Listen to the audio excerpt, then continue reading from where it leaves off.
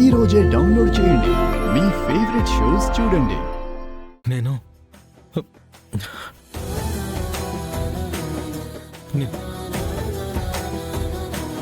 ఇది ఎందుకు అడుగుతున్నానంటే, నీకు జరిగినట్టుగా ఇక మీదట మరో ఆడపిల్లకి జరగకుండా ఉండడం కోసమే. ఈ దారుణం చూసిన వాళ్లకు శిక్ష పడేలా చేయడం కోసమే.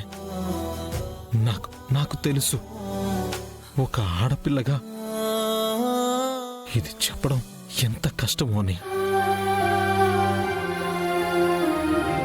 నన్ను నీ అన్నయ్య అనుకుని చెప్పమ్మా. చెప్తాను సార్.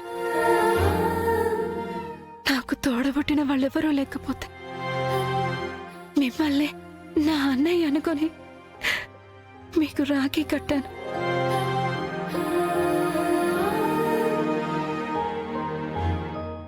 నన్ను ఇలా చేసిన వాణ్ణి వదలకూడదనే చెప్తున్నాను.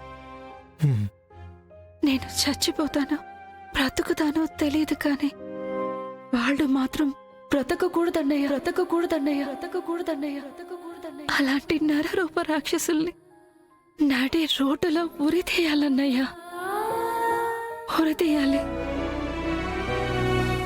అక్కడ ఏం జరిగిందో చెప్పమ్మా. నీ అన్నయ్యే అడుగుతున్నాడనుకో.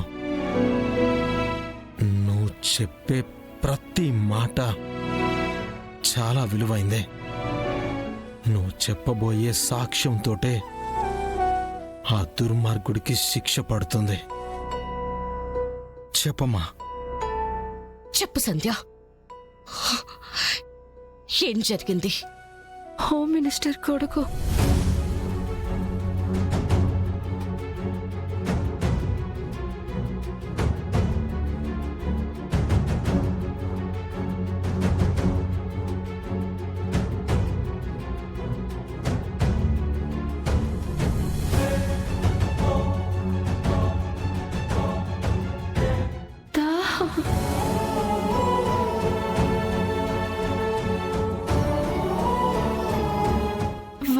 వాడి గ్యాంగ్ ని ఎవరిని వదలకూడదన్నయ్యా.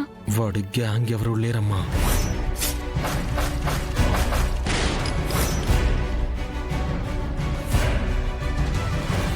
వాడు ఒక్కడే తప్పించుకున్నాడు.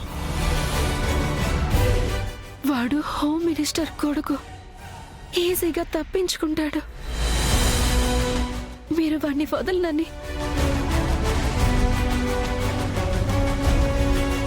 నాకు మాట ఇవ్వండి అన్నయ్య, మాట ఇవ్వండి అన్నయ్య, మాట ఇవ్వండి అన్నయ్య.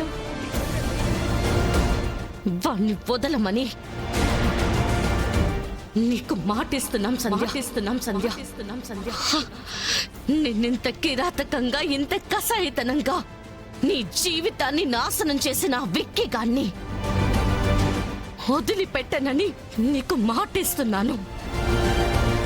వాణ్ణి కుక్కని కాల్చినట్టు కాల్చి కాల్చి చంపుతాను.